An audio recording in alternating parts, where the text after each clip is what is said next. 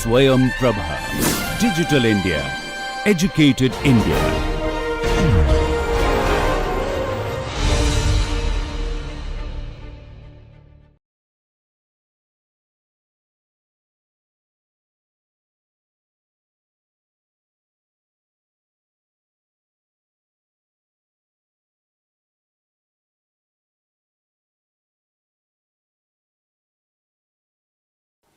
Well students, मैं doctor Ajay Kumar Singh, faculty of law BHU। This is my 20th lecture और ये मेरा टाइटल जो आपराधिक विधि के अंतर्गत है, अपूर्ण अपराध, प्रयत्न, दुष्प्रेरण और षड्यंत्र, इनक्वेट ऑफेंस। इसको इनकम्प्लीट अपराध भी बोलते हैं, अपूर्ण अपराध, इनकम्प्लीट, इनक्वेट ऑफेंस। यद्यपि अपराध पूर्ण या अपूर्ण के रूप में दो भागों में इसको हम बांटते हैं। इसको स्क्रीन पर आप देखें। अपूर्ण अपराध, प्रयत्न, दुष्प्रेरण और षड्यंत्र। किसी भी अपराध को पूर्ण अपराध होने के लिए मैंने स्क्रीन पर एक बनाया है, 4 तत्व का होना आवश्यक है। एक मानव का होना, मानव के मस्तिष्क में दुराशय मेंसरिया का होना और उस दुराशय के परिणाम स्वरूप कोई दोषपूर्ण कार्य करना और उससे कोई क्षति होना, ये तो कंप्लीट अपराध है। यदि क्षति हो गई तो जिस लक्ष्य को हासिल करना चाहता अपराधी, यदि उस लक्ष्य को हासिल कर लिया तो ये कंप्लीट अपराध, क्षति। अपराध के 4 ही तत्व हैं, परंतु कभी कभी ऐसी स्थितियां भी होती हैं कि अगर क्षति न भी हो तो भी कृत्य अपराध है। इसे अपूर्ण अपराध कहते हैं, इनक्वेट अपराध कहते हैं। और 3 इनक्वेट अपराध हैं। 3 प्रकार के अपराधों को अपूर्ण अपराध मानते हैं, इनकम्प्लीट अपराध मानते हैं। पहला है आपराधिक प्रयत्न, अटेम्प्ट किया गया परंतु वांछित लक्ष्य की प्राप्ति नहीं हुई। दूसरा है अबेटमेंट और तीसरा है षड्यंत्र, दुष्प्रेरण। आपराधिक प्रयत्न, दुष्प्रेरण और षड्यंत्र, ये 3 ऐसे अपराध हैं जो इनकम्प्लीट हैं, अपूर्ण हैं। अर्थात जो किसी बाह्य हस्तक्षेप के कारण या किसी अन्य तकनीकी या अन्य किसी हस्तक्षेप के कारण जो है अपराधी अपने लक्ष्य को प्राप्त नहीं कर पाता, बावजूद उस कार्य को अपराध माना जाता है।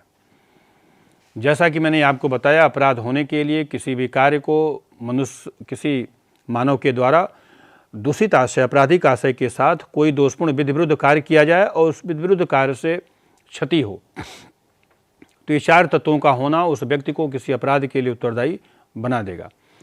परंतु यदि ये मान भी लिया जाए कि क्षति न भी हो और अभियुक्त के द्वारा अपनी तरफ से वे सारे कदम उठा लिए गए जिससे कि वह अपराध माना जाए, यद्यपि की क्षति नहीं, तो भी ऐसे कार्य को अपराध मानते हैं। इसे इनकम्प्लीट, इनक्वेट ऑफेंस की संज्ञा दी जाती है।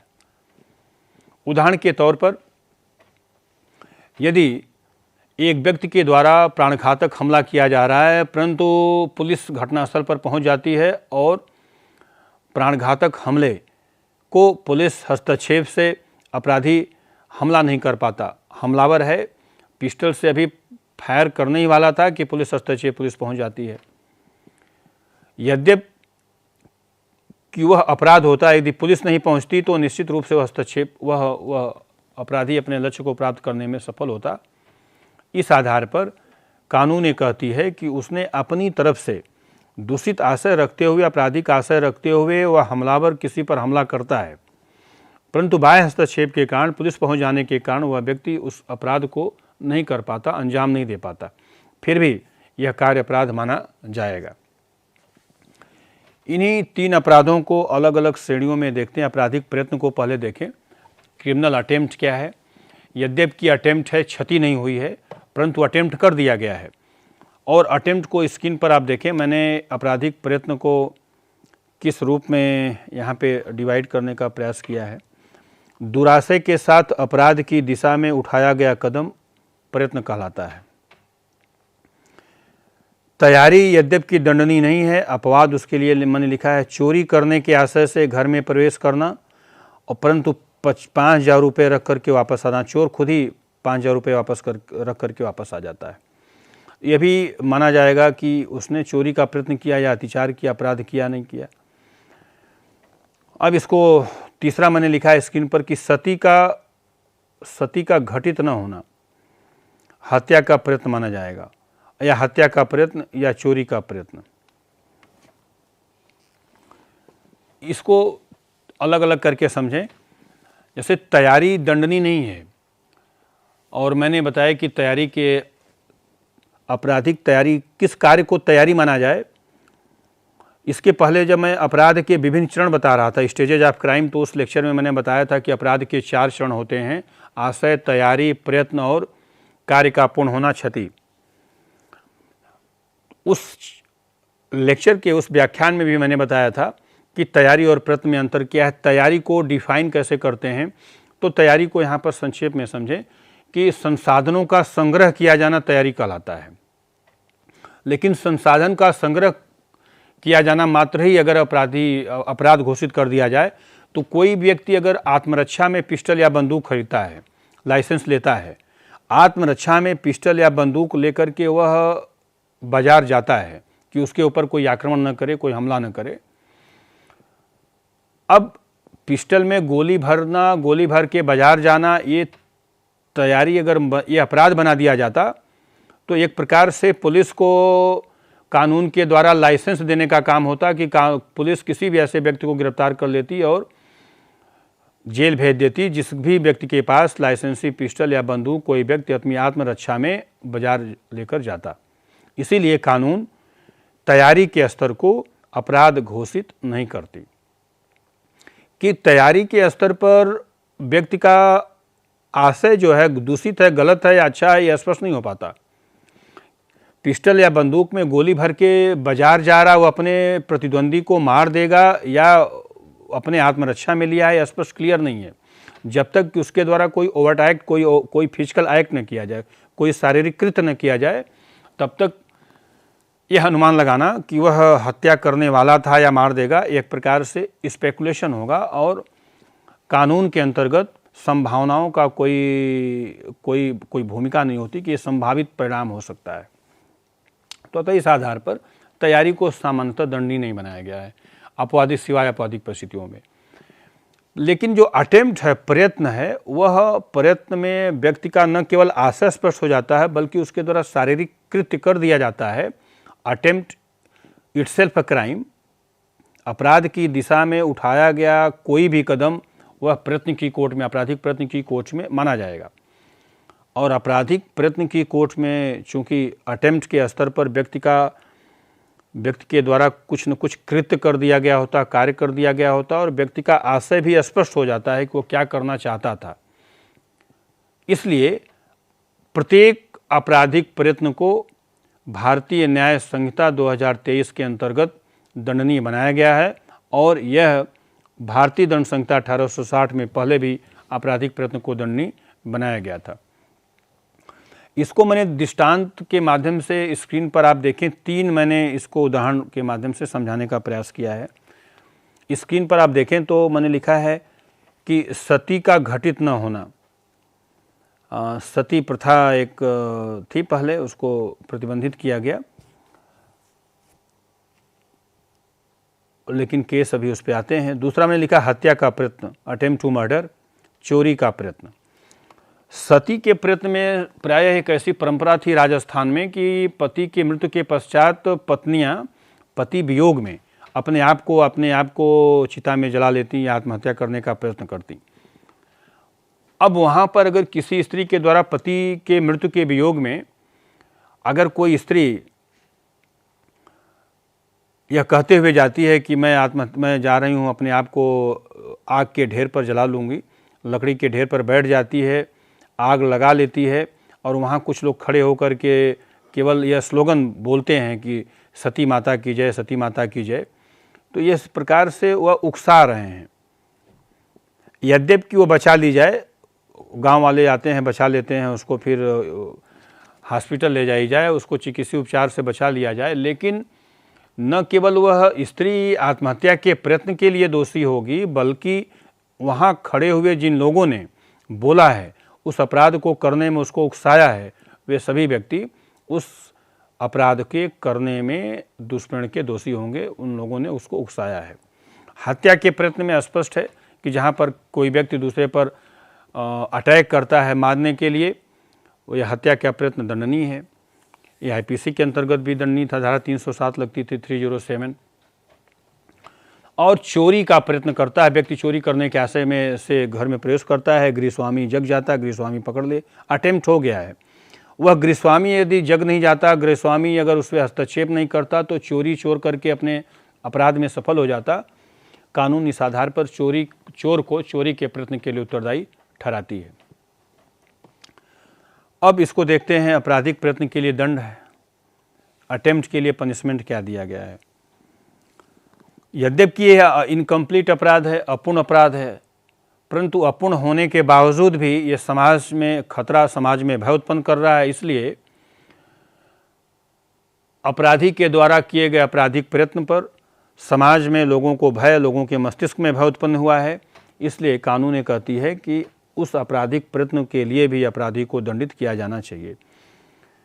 अब इसको मैंने स्क्रीन पर स्लाइड में 2 भागों में डिवाइड किया, आप देखें। जहां स्पष्ट प्रावधान न हो वहाँ भी अपराध के प्रयत्न के लिए दंड, जहाँ स्पष्ट प्रावधान न हो वहाँ भी अपराध के प्रयत्न के लिए दंड, और जहाँ प्रावधानित हो वही उसी दंड से दंडित होगा। जैसे चोरी का प्रयत्न है, चोरी के प्रयत्न के लिए प्रावधान ये किया गया है कि चोरी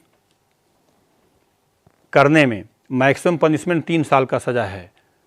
लेकिन चोरी विफल हो गई, अटेम्प्ट हुआ, लेकिन चोर जो है वह संपत्ति, चुराई हुई संपत्ति को बाइक लेके नहीं भाग पाया, कार लेकर भाग रहा था, लेकिन पकड़ लिया गया।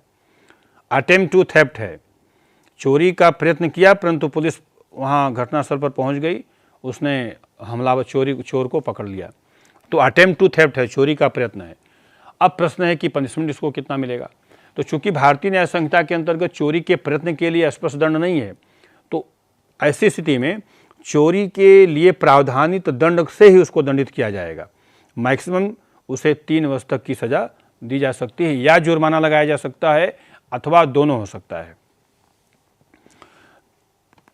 तो अब इसे 3 संदर्भों में समझना है कि अटेम्प्ट में पनिशमेंट कितना होगा।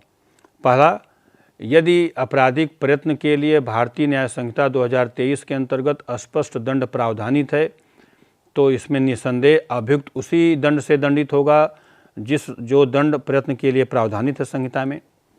दूसरा, जहाँ पर भारतीय न्याय संहिता के अंतर्गत, कानून के अंतर्गत प्रयत्न के लिए दंड का प्रावधान नहीं किया गया है, वहाँ पर उस अपराध के लिए प्रावधानित दंड से वह दंडित किया जा सकता है। क्योंकि मैंने बताया संभव नहीं है कि हर अपराध के लिए भी दंड हो और हर अपराध के प्रयत्न के लिए भी दंड हो, तो ये पूरा एक धाराओं की संख्या इतनी ज़्यादा हो जाती है और एक प्रकार से कन्फ्यूजन भी हो जाता। तो ये माना गया कि जो बड़े अपराध हैं, जैसे हत्या का प्रयत्न है उसका दंड है, लूट का प्रयत्न है उसके लिए पनिशमेंट स्पष्ट प्रावधान है। लेकिन कुछ ऐसे प्रावधान हैं, कुछ ऐसे अपराध हैं जहाँ पर कि दंड स्पष्ट रूप से नहीं दिया गया है, तो ये मान लिया जाएगा कि जिस अपराध को करने का अटेम्प्ट किया गया है उस अपराध के लिए प्रावधानित दंड से दंडित किया जा सकता है। ये दूसरी बात हो गई। तीसरी बात इसमें है, इम्पॉर्टेंट जो याद रखना है कि अटेम्प्ट की स्थिति में, प्रयत्न की स्थिति में अभियुक्त के द्वारा किए गए कार्य को तैयारी माना जाए या प्रयत्न माना जाए, इसको लेकर के उच्चतम न्यायालय के द्वारा दिए गए निर्णय से और स्पष्टता आती है कि किस कार्य को हम तैयारी मानेंगे और किस कार्य को अटेम्प्ट मानेंगे। क्योंकि तैयारी को सामान्यतः दंडनीय नहीं बनाया गया है, कुछ अपवाद स्वरूप आपराधिक तैयारी को दंडनीय बनाया गया है।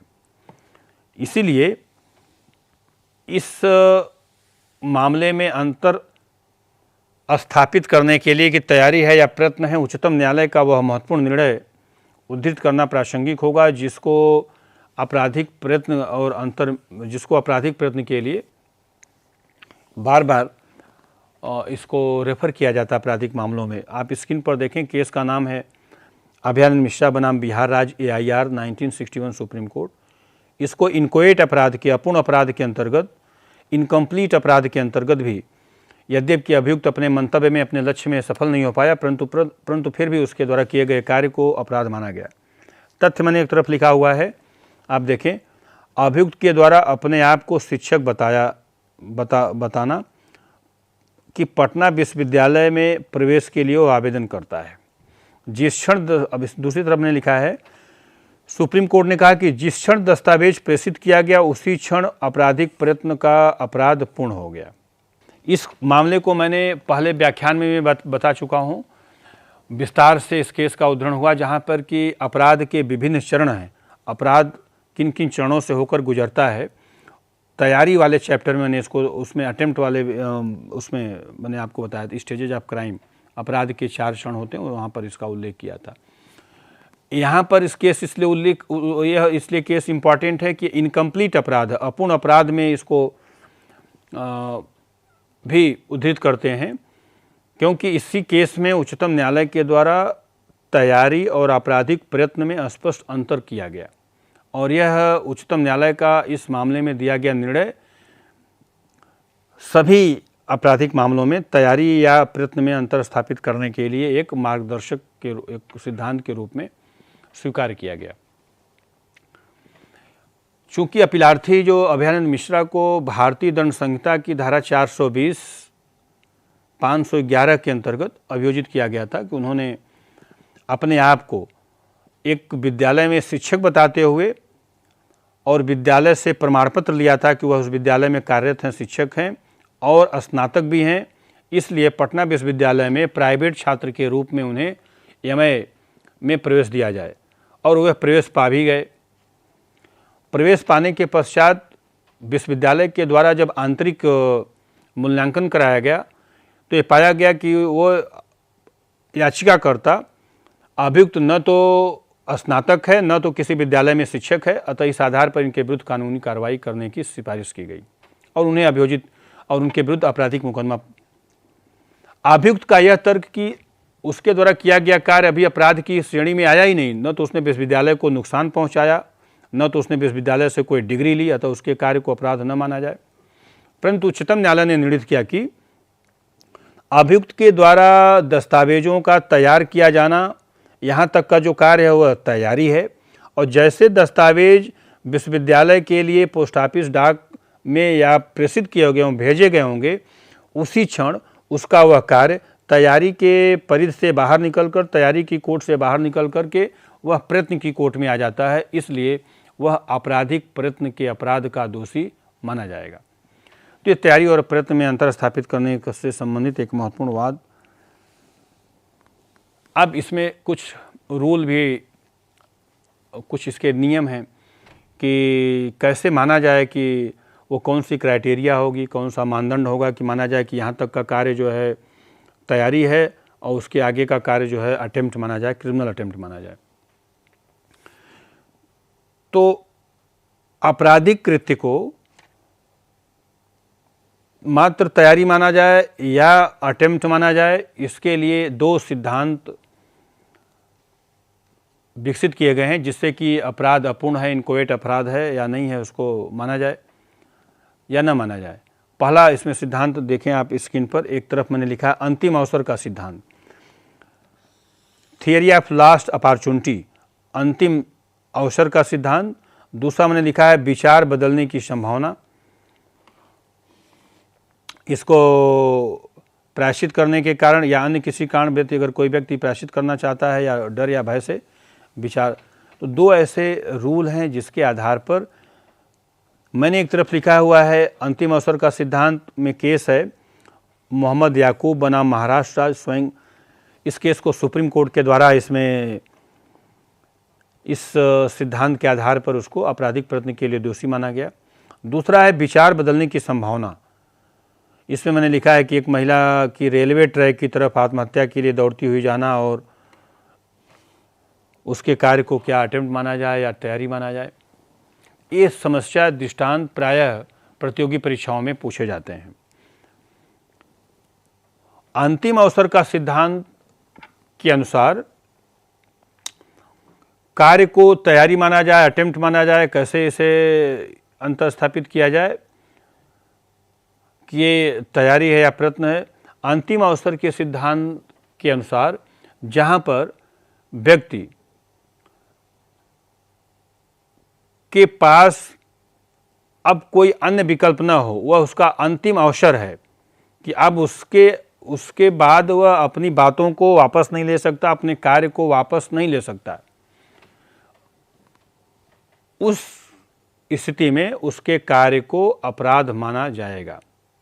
जहाँ पर अभियुक्त ने अपने सभी विकल्प को खो दिया हो, जहाँ पर अभियुक्त ने मतलब accused has lost his all opportunity, जहाँ पर उसके पास जो जितनी भी संभावनाएं हैं, अंतिम अवसर भी उसने खो दिया है कि अपने अब कार्य से पीछे नहीं हट सकता है, और अब उसके पश्चात वह अपने कार्य से पीछे नहीं हट सकता। जो उसने कार्य कर दिया है अब उसको वह वापस ले नहीं सकता। He can not take back his act, वो अपने कार्य को, अपने कदम को, स्टेप को पीछे नहीं खींच सकता है। अगर ऐसी स्थिति है तो उसके कार्य को आपराधिक प्रयत्न माना जाएगा, क्रिमिनल अटेम्प्ट माना जाएगा और वह अपराधी है। उदाहरण के तौर पर जहां पर इसी सिद्धांत के आधार पर अभय की केस को उच्चतम न्यायालय ने कहा कि अटेम्प्ट माना गया, जब अभियुक्त के द्वारा चीटिंग करने के लिए, धोखाधड़ी करने के लिए सारे दस्तावेज तैयार करके और डाक में, पोस्ट ऑफिस में पोस्ट कर दिया गया हो। उदाहरण के तौर पर कोई व्यक्ति ठेका चाहता, रेलवे में कॉन्ट्रैक्ट चाहता, ठेका चाहता है और रेलवे ने उसको विज्ञापन निकाला है कि जो टेंडर है, जो ठेका है, कॉन्ट्रैक्ट है, वह लोगों से कोई भी व्यक्ति अपने नाम, पता और निवास प्रमाण पत्र को लगाते हुए आवेदन कर सकता है। अब उसमें एक मामला ऐसा भी आता है कि जो व्यक्ति अपना गलत निवास प्रमाण पत्र बनवा करके और रेलवे का ठेका प्राप्त करने का प्रयास करता है। यद्यपि उसको रेलवे का ठेका मिला नहीं, कॉन्ट्रैक्ट मिला नहीं, परंतु उसने जैसे ही अपने दस्तावेज, नाम, पता और आधार कार्ड, समानता आज के परिवेश में आधार कार्ड ही एक माध्यम है जिसके आधार पर व्यक्ति की पहचान की जाती है, परंतु जो आधार कार्ड बनाया हुआ गलत पते पर बन गया है उसका आधार कार्ड, उसने आधार कार्ड बनवा करके और ठेके के लिए, रेलवे में ठेके के लिए अप्लाई करता है। जैसे ही, और वह रेलवे विभाग की तरफ से यह कहा गया है कि प्रत्येक उम्मीदवार के द्वारा, प्रत्येक आवेदनकर्ता के द्वारा आवेदन रजिस्टर्ड पोस्ट के माध्यम से ही प्रेषित किया जाएगा। तो जैसे ही व्यक्ति ने अपने सभी दस्तावेज पोस्ट ऑफिस में रजिस्ट्री के लिए, रजिस्टर्ड पोस्ट में जैसे ही रजिस्ट्री किया और जैसे ही पोस्ट ऑफिस से उसको रजिस्टर्ड डाक टिकट मिला कि उस पैसे का भुगतान किया और उसका पत्र पोस्ट ऑफिस में पोस्ट हुआ, उसी क्षण, उसी moment, at that very moment he has committed crime. उसे ठेका मिलना न मिलना एक अलग प्रश्न है, लेकिन उसने अटेम्प्ट कर दिया, प्रयास कर दिया, अब वह उस पत्र को पोस्ट ऑफिस से वापस नहीं ले सकता है। अर्थात अब उसके दायरे से वह कार्य बाहर हो गया है, उसकी एम्बिट से, उसके परिधि से वह कार्य बाहर हो गया है। यह अंतिम अवसर का सिद्धांत है कि जब व्यक्ति अपना अंतिम अवसर भी समाप्त खो दे और उसे अपने कृत्य को वापस लेने का, पीछे हटने का कोई चांस न हो, कोई अवसर न हो, तो इस आधार पर कानून ये कहता है कि उसने अपने अटेम्प्ट कर दिया, उसी क्षण अपने अटेम्प्ट कर दिया जिस क्षण उसने फर्जी आधार कार्ड को पोस्ट किया, उसी समय उसने क्रिमिनल अटेम्प्ट कर दिया, आपराधिक प्रयत्न कर दिया, अतः वह दोषी है। इसी सिद्धांत के आधार पर मोहम्मद याकूब के मामले में, जिसे भारतीय भूभाग से चांदी के तस्करी के लिए अभियोजित किया गया था और वह उस समय गिरफ्तार किया गया जब बॉम्बे सी में, समुद्र के किनारे उसे उस समय गिरफ्तार किया गया कस्टम अधिकारियों के द्वारा, पुलिस अधिकारियों के द्वारा, जब वह भारतीय भूभाग से जल के माध्यम से चांदी बाहर तस्करी के लिए बाहर भेजना चाहता था, स्मगलिंग करना चाहता था। और जैसे ही विपरीत दिशा में आती हुई पानी की एक जहाज़ स्टीमर जब पुलिस को देखती है और मोहम्मद याकूब के द्वारा चांदी का थैला कुछ फेंका जाना और कुछ उसके पास से बरामद कर लिया जाना और विपरीत दिशा से गाड़ी आकर भाग जाना, उच्चतम न्यायालय के द्वारा निर्णित किया गया था कि मोहम्मद याकूब ने अपनी तरफ से वे सारे स्टेप उठा लिए थे। अब उसे अंतिम अवसर उसने खो दिया था कि वह उसे पीछे हटता।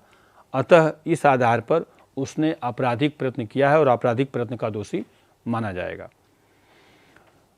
दूसरा, आप स्क्रीन पर देखें, मैंने लिखा है स्क्रीन पर विचार बदलने की संभावना। स्लाइड के माध्यम से आप देखें विचार बदलने की संभावना। दृष्टांत मैंने लिखा है कि एक महिला का रेलवे ट्रैक की तरफ आत्महत्या के लिए दौड़ती हुई जाना, क्या उस महिला को आपराधिक प्रयत्न के लिए दोषी माना जाए? तो विधि ये कहती है, कानून के अंतर्गत ऐसे कार्य को मात्र तैयारी की कोर्ट में रखते हैं, अटेम्प्ट नहीं हुआ ये।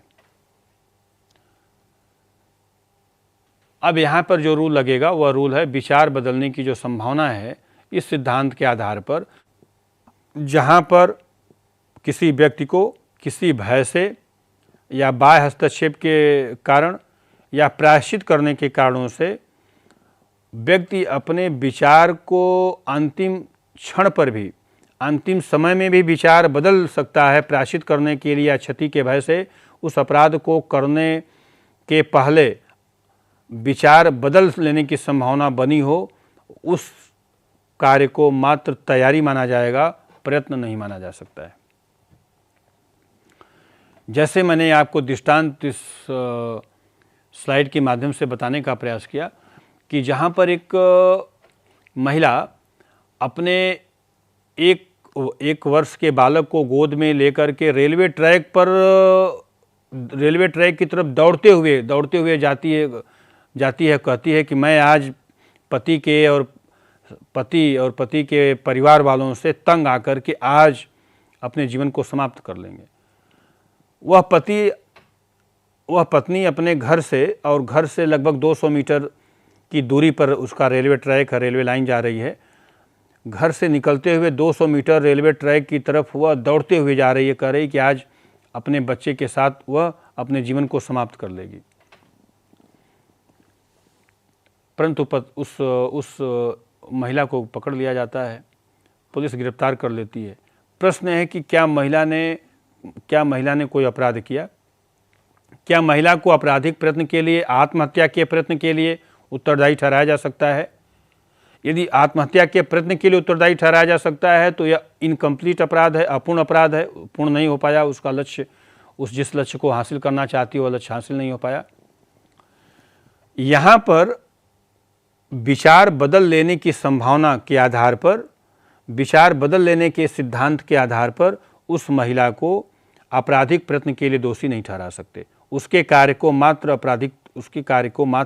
तैयारी की कोर्ट में मानते हैं कि हो सकता है कि वह रेलवे ट्रैक पर जाते जाते आने के पहले कट जाने के डर से, भय से, रेलवे ट्रेन के भय से अपने विचार को वह बदल लेती और वह आत्महत्या नहीं करती। कानून इस आधार पर विचार अंतिम क्षण पर भी विचार बदलने की संभावना के आधार पर उसके कार्य को मात्र तैयारी मानता है और मानता है कि उसने कोई अपराध नहीं किया है। यह तो इसका एक पक्ष है। दूसरा पक्ष है कि यदि वही महिला 1 वर्ष के बालक को लेकर के रेलवे ट्रैक पर पहुंच जाती है और ट्रेन के आने के पहले उस ट्रैक से खींच लिया जाता है। पटरी से वहाँ पर खड़ा हुआ वॉचमैन पटरी से देखता है कि एक महिला बालक को लेकर के आ रही है और ट्रेन भी विपरीत दिशा से ट्रेन भी आ रही है, और वह वॉचमैन वहाँ पर, गेटकीपर वहाँ पर खड़ा है और गेटकीपर उस महिला को खींच लेता है और ट्रेन चली जाती, वरना कट के मर जाती। यहाँ पर जो अंतराल है कि अगर वह महिला नहीं खींची गई होती तो तत्काल ट्रेन से कट जाती।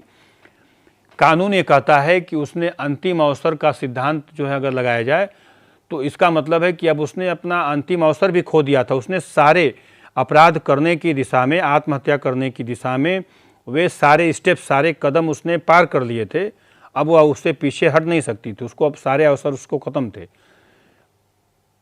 यह केवल बाह्य हस्तक्षेप था कि जिसके कारण उसको बचा लिया गया।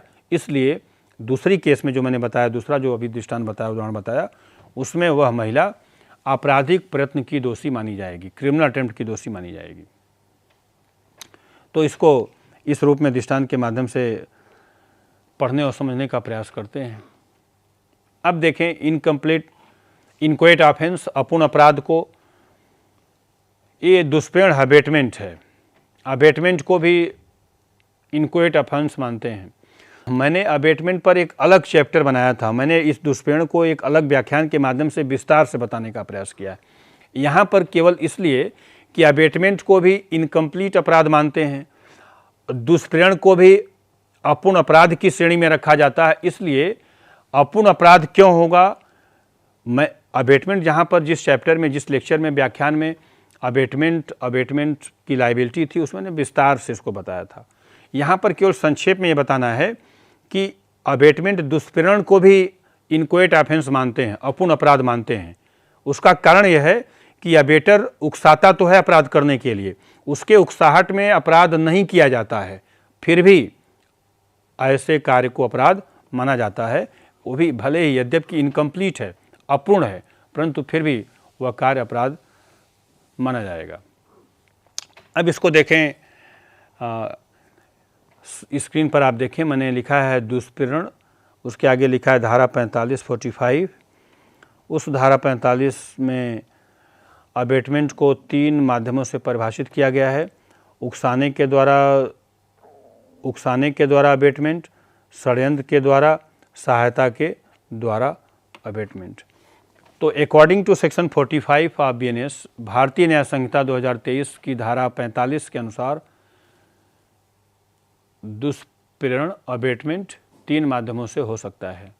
उकसाने के द्वारा, जहाँ पर कोई व्यक्ति किसी दूसरे व्यक्ति को अपराध करने के लिए प्रेरित करता है, उकसाता है, शब्दों के द्वारा, बोले गए शब्दों के द्वारा, या अपने आचरण के द्वारा, या लोप के द्वारा, वह दुष्प्रेरण का अपराध उकसाने के द्वारा दुष्प्रेरण करता है।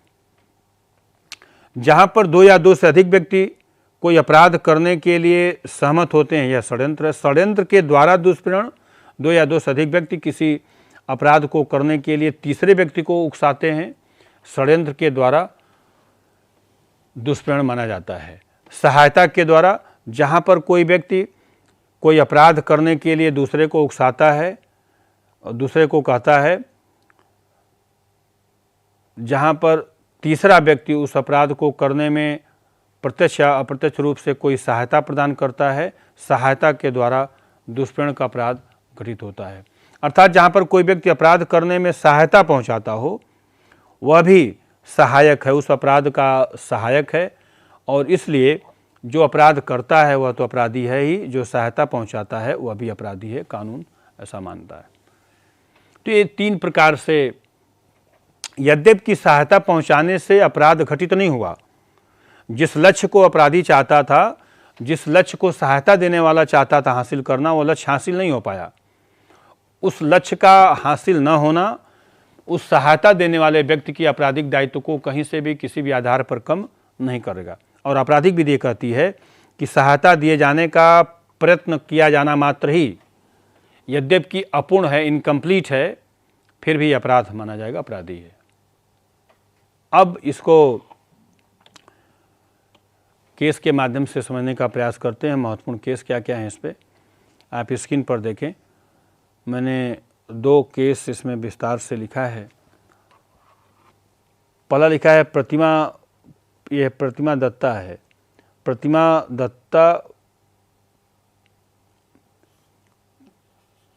दत्ता बनाम पश्चिम बंगाल राज्य। केस का नाम है प्रतिमा दत्ता बनाम पश्चिम बंगाल राज्य। इसमें तथ्य इस प्रकार से थे कि प्रतिमा दत्ता को अपनी बहू की आत्महत्या के लिए उकसाने के आरोप में अभियोजित किया गया था। अभियुक्त प्रतिमा दत्ता के विरुद्ध आरोप ये थे कि वह अपनी बहू को बार बार यह कहती थी कि उसकी बहू दहेज नहीं लाई है, उसकी बहू को अनावश्यक मानसिक रूप से टार्चर करती थी, प्रताड़ना करती थी कि दहेज नहीं लाई है। और उस कथन के परिणाम स्वरूप बहू के द्वारा आत्महत्या कर लिया जाता है। प्रस्तुत किए गए साक्ष्यों के आधार पर उच्चतम न्यायालय ने माना कि अभियुक्ता प्रतिमा दत्ता के द्वारा अपने बहू के विरुद्ध अपमानजनक शब्दों का उल्लेख करना और उसको आत्महत्या के लिए उकसाना, प्रेरित करना, जिसके परिणाम स्वरूप वह आत्महत्या कर लेती है, यह अपराध है, अपराध की श्रेणी में आता है।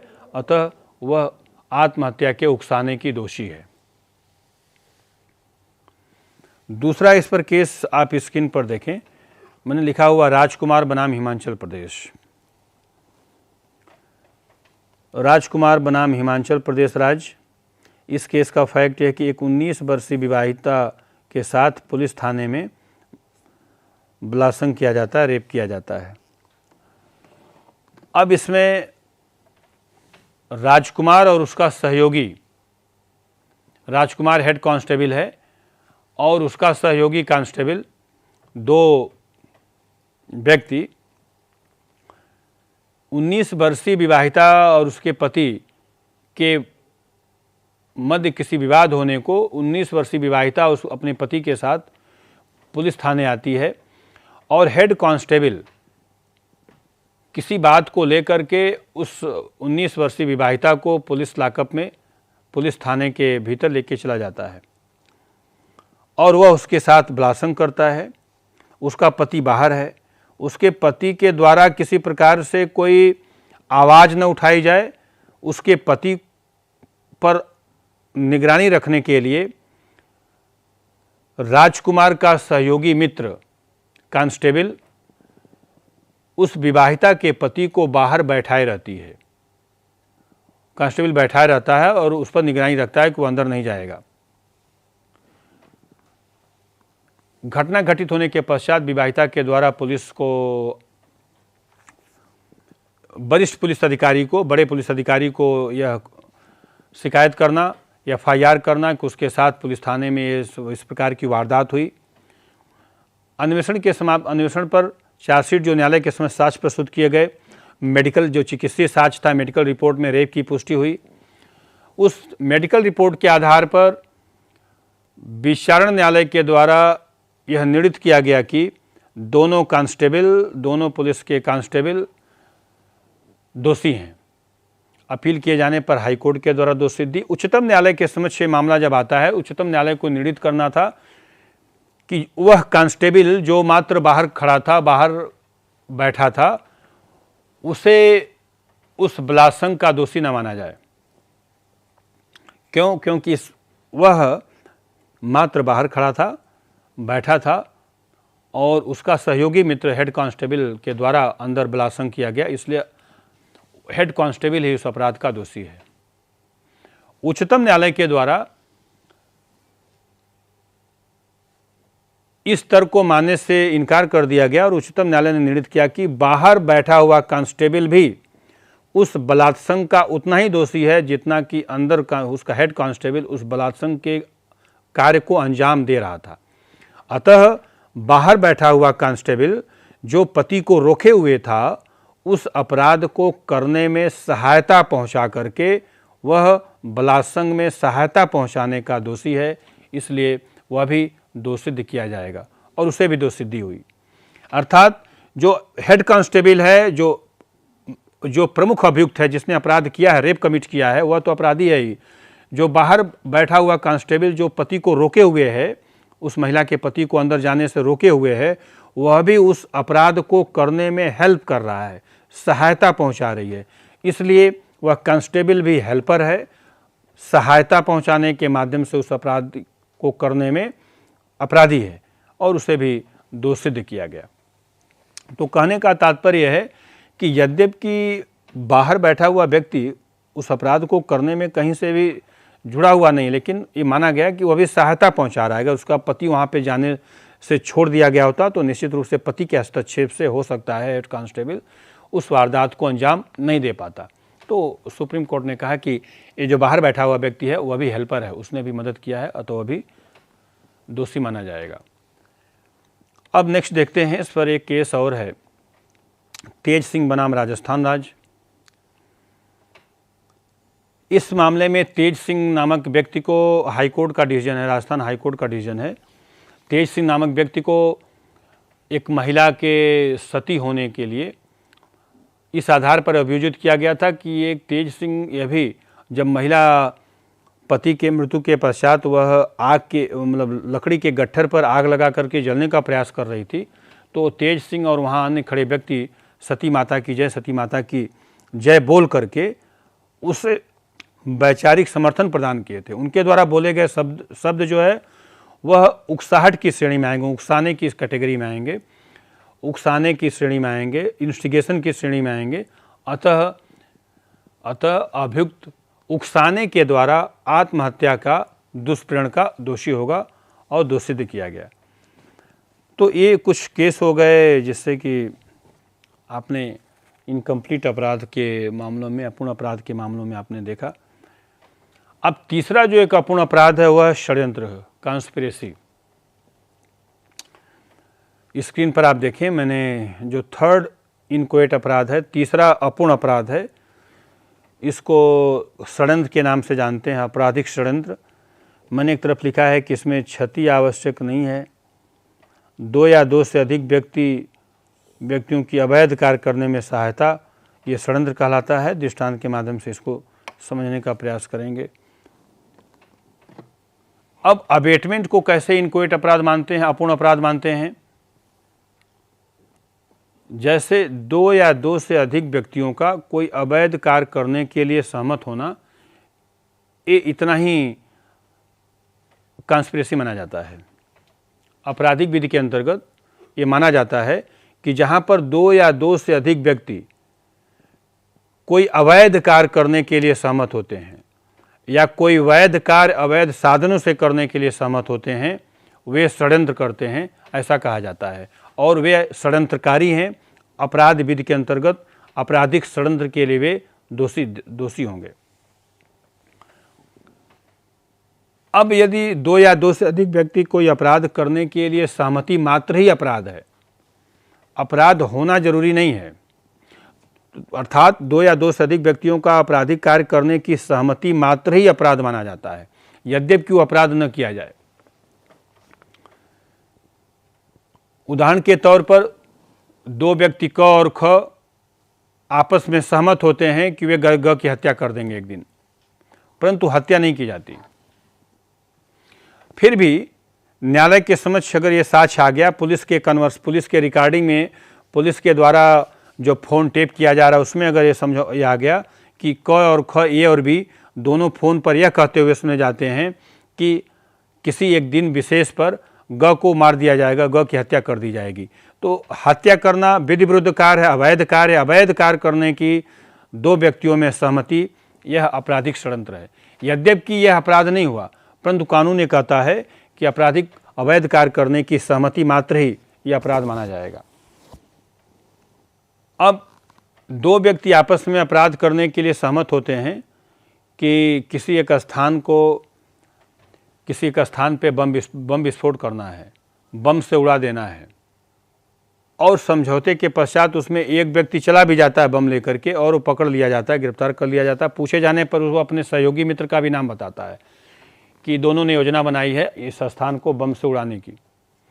यद्यपि स्थान को उड़ाया नहीं गया, ये पूर्ण अपराध नहीं हुआ, अपराध कंप्लीट नहीं हुआ, लेकिन इनकम्प्लीट है, अपूर्ण अपराध है। फिर भी इस मामले में अपराधी को आपराधिक षड्यंत्र के लिए, प्रयत्न के लिए उत्तरदायी ठहराया जाएगा।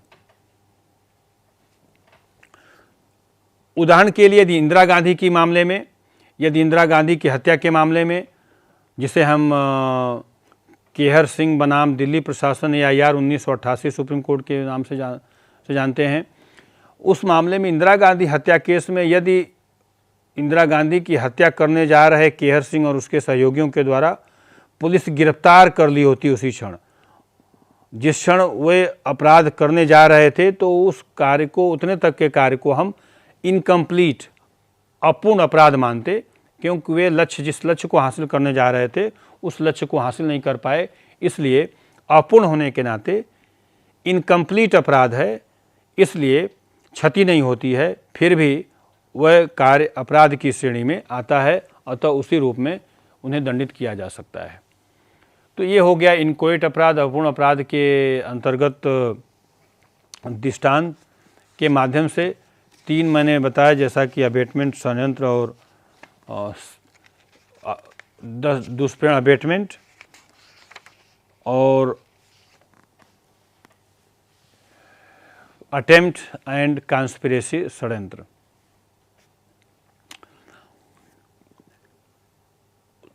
आपराधिक षड्यंत्र के लिए अपराध का घटित होना आवश्यक नहीं है।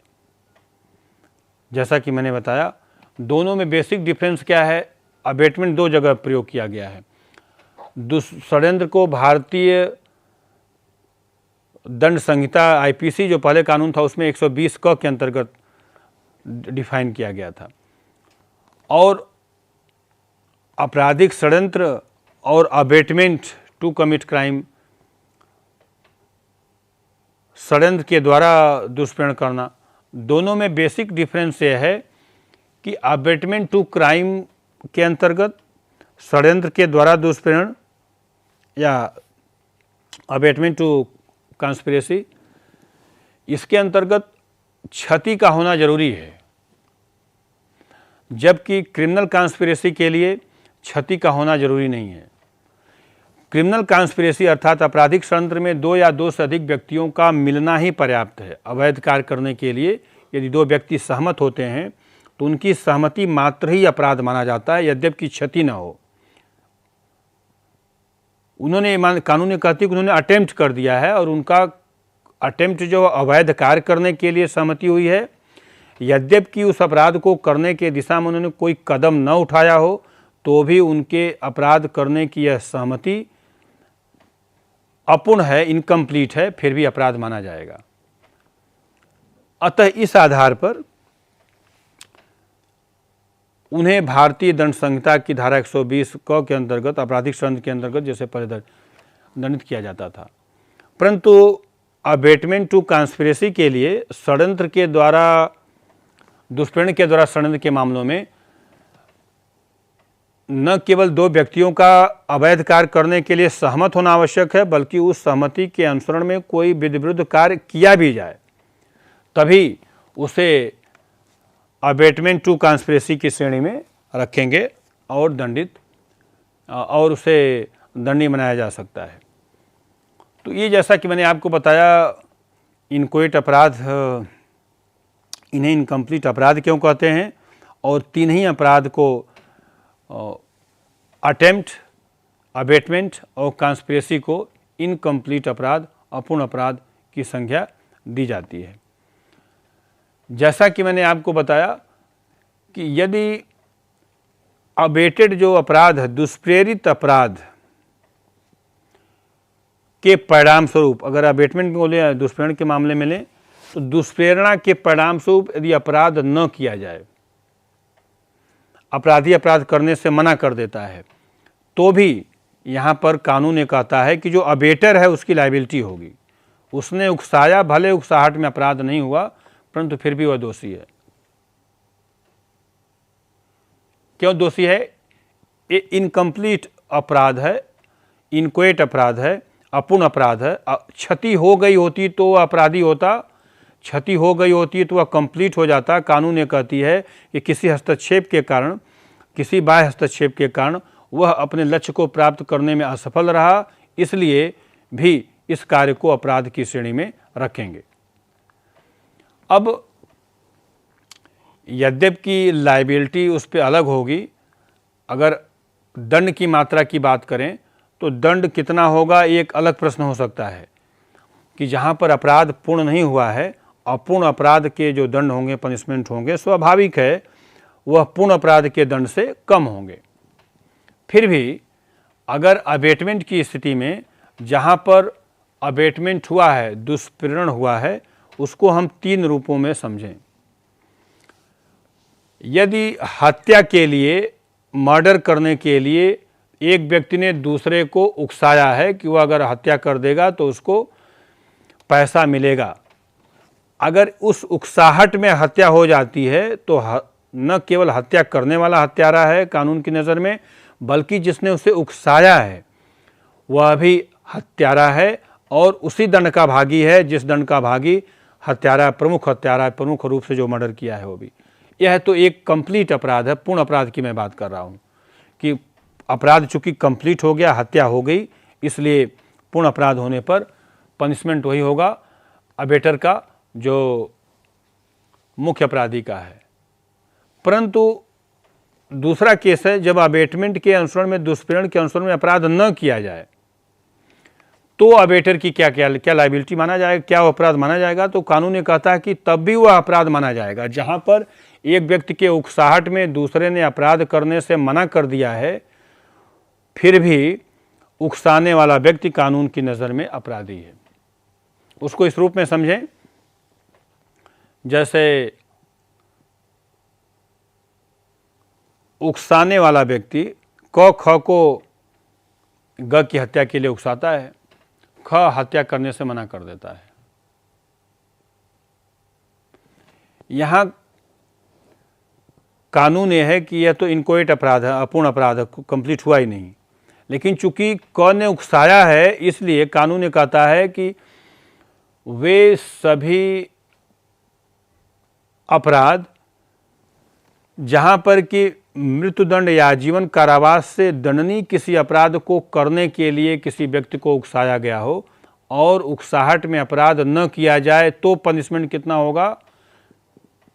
तो कानून ये कहता है कि ऐसी स्थिति में, लॉ ये कहता है कि ऐसी स्थिति में अबेटर जो है, उकसाने वाला व्यक्ति, अधिकतम 7 वर्ष के कारावास या जुर्माने से अथवा दोनों से दंडित हो सकता है।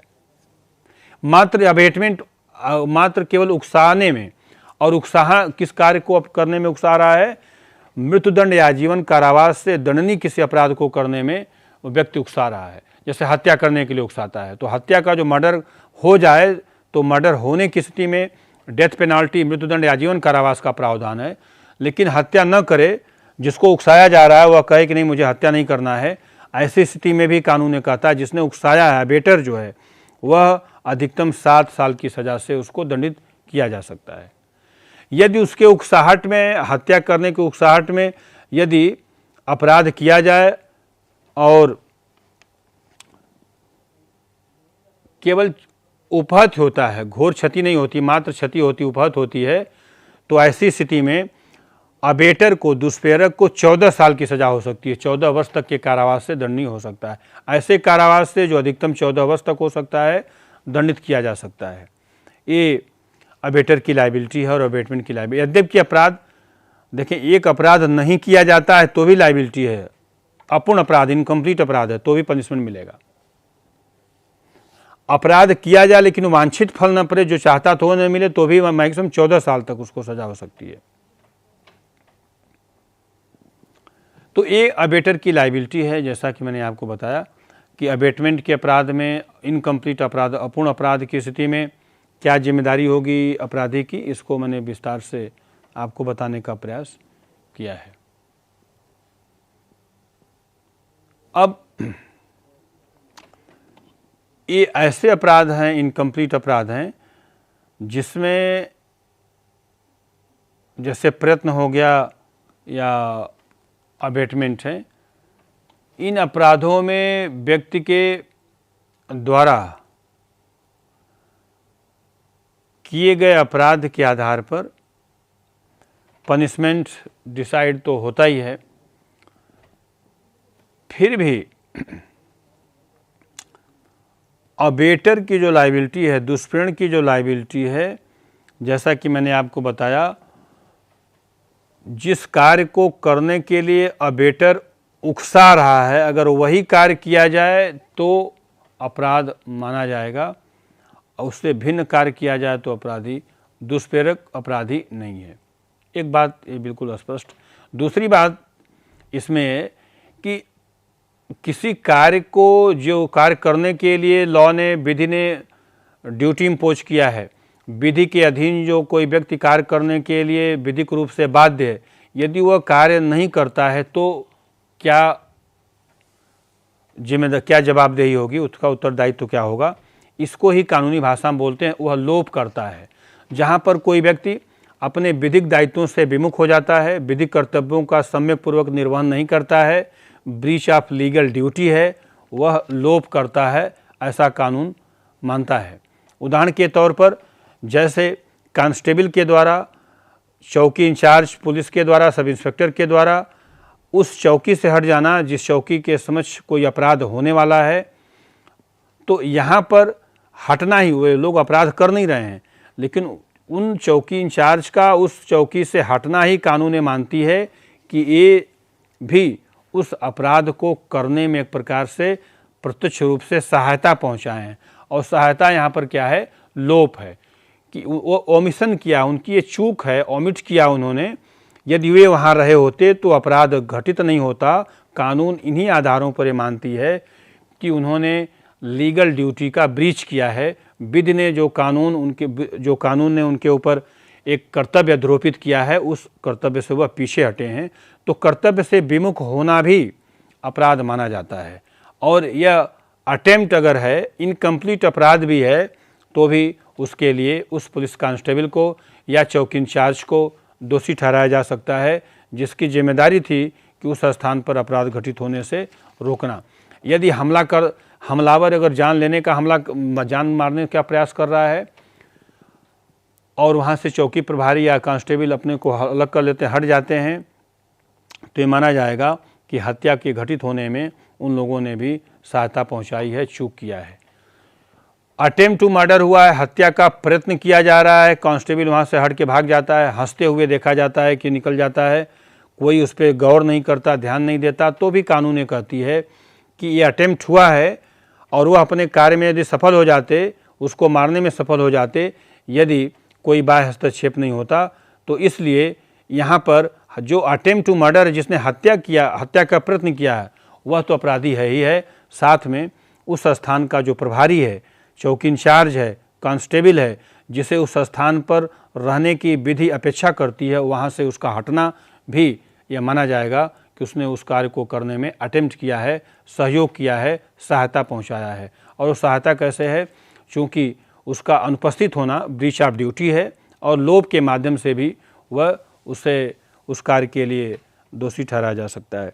तो इस तरह मैंने आपको जो पूर्ण अपराध और अपूर्ण अपराध में अंतर स्थापित बताने का प्रयास किया कि कंप्लीट ऑफेंस क्या है और इनकोएट ऑफेंस क्या है।